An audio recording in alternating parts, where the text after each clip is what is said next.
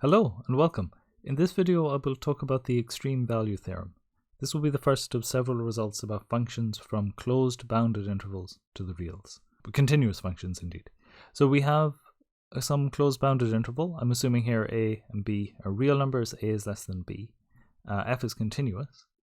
Then the extreme value theorem, it's telling us something which is perhaps feels obvious, but first of all f is bounded. That just means that I can find some k such that the absolute value of f of x is less than or equal to k. And because it's a bound, I don't care about how big k is, as long as it serves as a bound. So if I found k, you might find twice k, and then both of those will be valid, assuming mine was valid to begin with. Part 2 is saying that not only is it bounded, but actually we can achieve a maximum and minimum across that interval.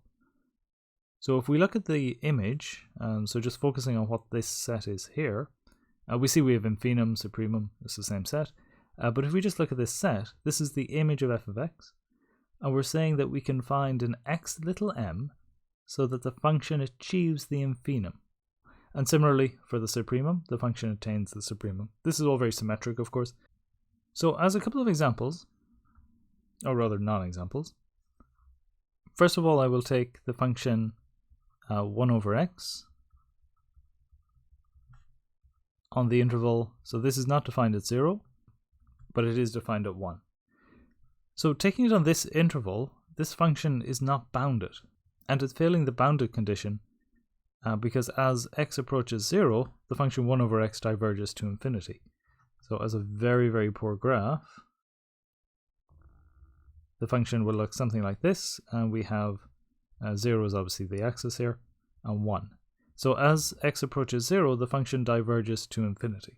And of course this doesn't satisfy the hypothesis of the theorem, because we say we have a closed bounded interval.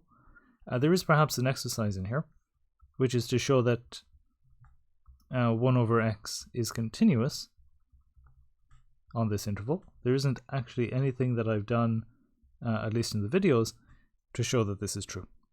X is continuous on the interval, but 1 over x is a reciprocal. I haven't directly shown this, so this can be a useful exercise. The next example is if I take f of x to be the identity function, but now I break the other condition. So this is closed and bounded. This is not closed. It's open at 0. But now if I take a set which is not bounded, so all of the reals is the easiest one I can look at. But this is still an interval, it's just an unbounded interval. But the function does not have a maximum, it's not bounded, because it's just f of x is equal to x. It's all of the real numbers. So this is to illustrate how the hypotheses that I have are at least necessary. The proof will tell me that they're sufficient. Now, for the proof. For part 1, we want to show that the function is bounded. So a typical strategy is to assume that it's not bounded and derive a contradiction. In particular, I'm going to assume that f of x is not bounded above. The case where f of x is not bounded below will carry through in just about the same way. So in that case, if it's not bounded above, you can basically ignore the absolute values that are here. And we have that for any k, as I've written here, there exists some x in the interval such that f of x is greater than k.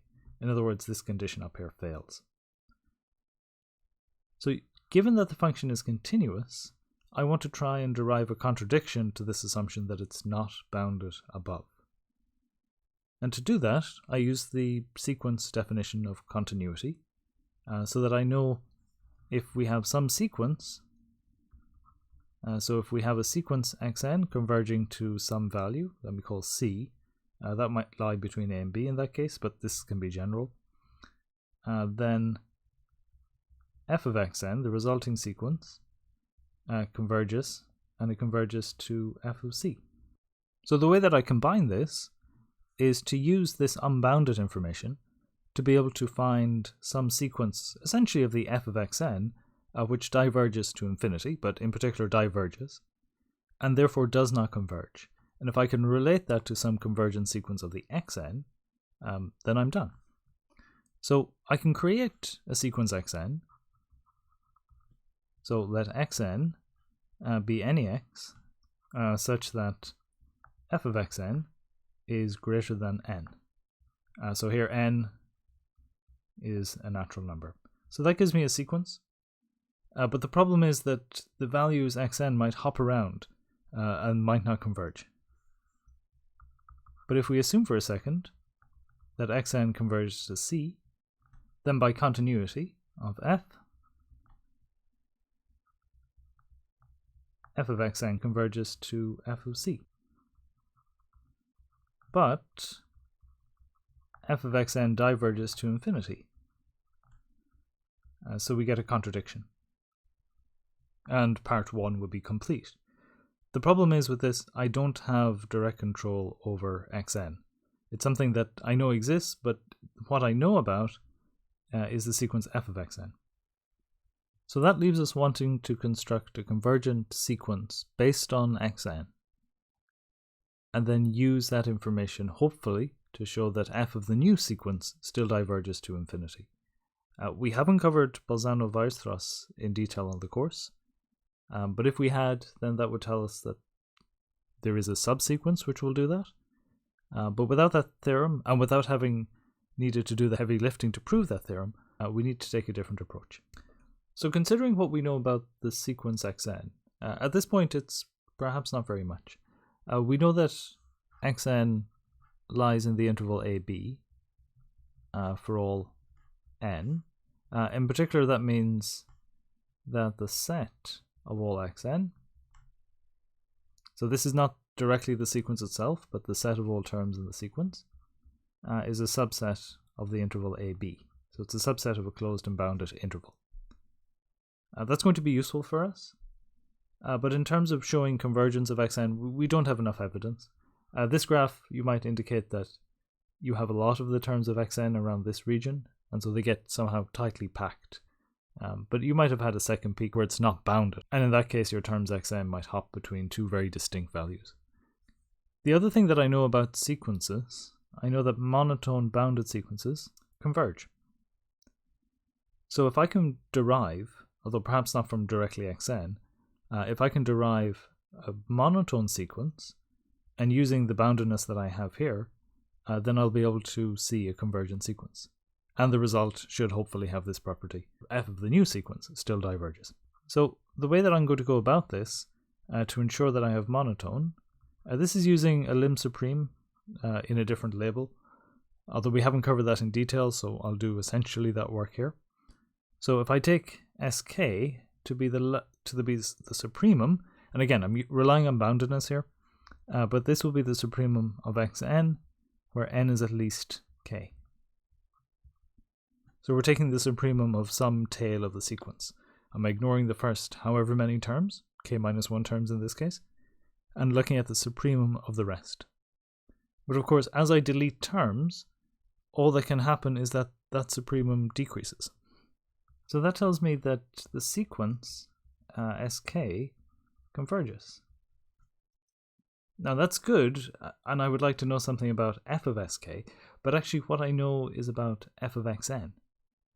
However, there's one other piece of information that I can use, which is using the approximation property. We'll see that again in part 2. Anything with a supremum tends to need an approximation property or something equivalent.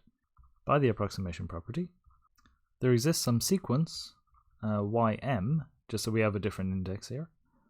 Each element lies in the given set. So this xn, here the n is a general variable, it's indexing within this set that I have. So it's not really a feature as such, it's just indexing this whole thing. So each ym is some term of the sequence, perhaps shuffled around, and the limit, as m goes to infinity, of ym is equal to sk, and necessarily this sk, by the closed and bounded property of the interval, this lies in ab. So by continuity at that point, we have that the limit as m goes to infinity of f of ym is equal to f of sk. But of course I know something about each f of ym. which is that it's the image of some term of xn where n is at least k. So that means that f of ym is at least k for all m, and therefore the limit is at least k, so f of sk is greater than or equal to k. So then on the right, I have a sequence which converges. I know that f of sk is greater than or equal to k, something that I had for my original xn, but because I know that the new sequence rather converges, so the converges, let me say, to s. Each of these elements sk lies in the interval, so it's an element of my closed and bounded interval ab, and the limit as k goes to infinity of f of sk is well defined, and it's just f of s. In other words, it's some real number. But of course this is a contradiction, because since f of sk is greater than or equal to k, this sequence of f of sk diverges. So we get the contradiction that we had, that we wanted before, but we had to do a little bit of work to build a sequence which would give that to us. Okay, so moving to part 2.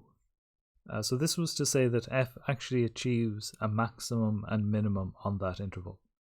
The case that I will look at here is the case where we take the supremum. We know that it's bounded by the first part, so m is well defined.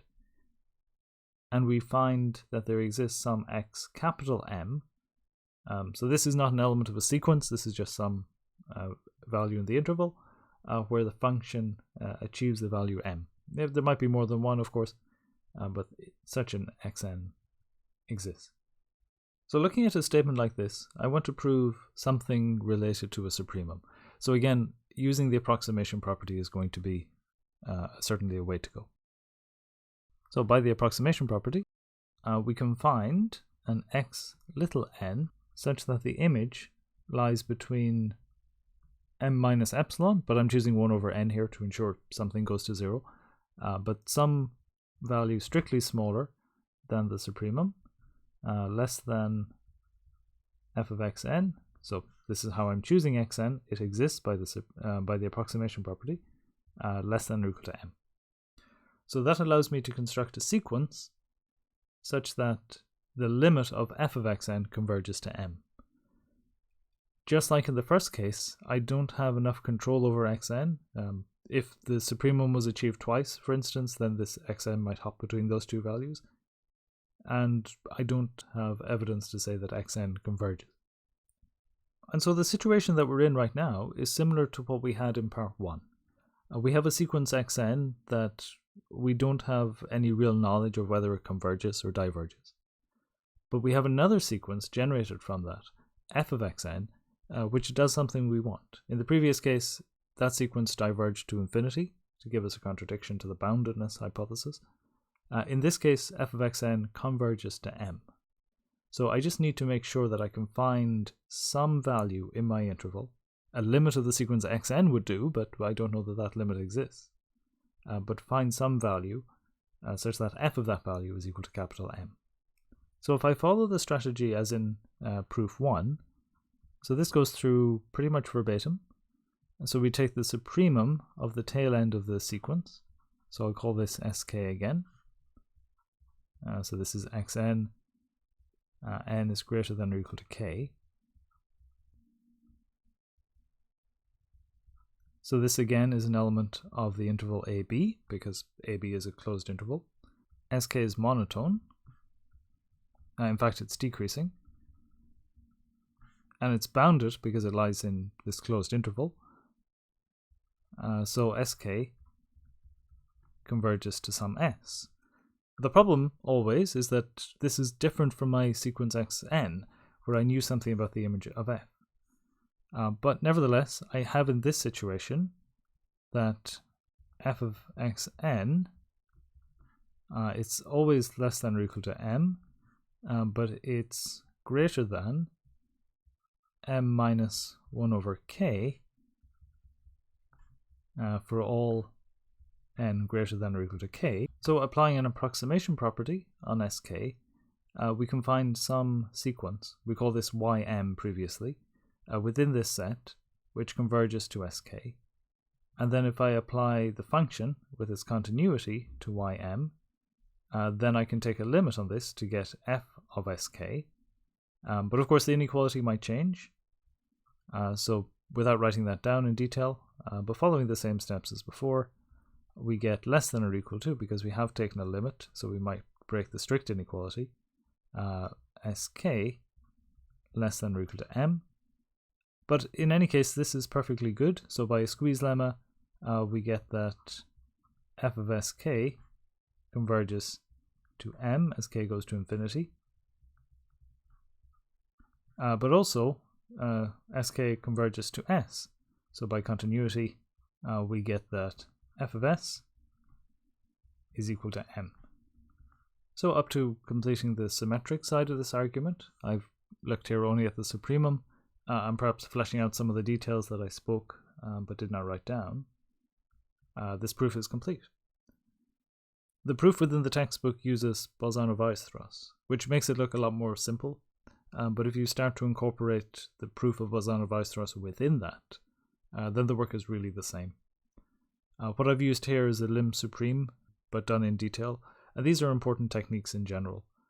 What's key within this proof is to be able to use the approximation property of a supremum.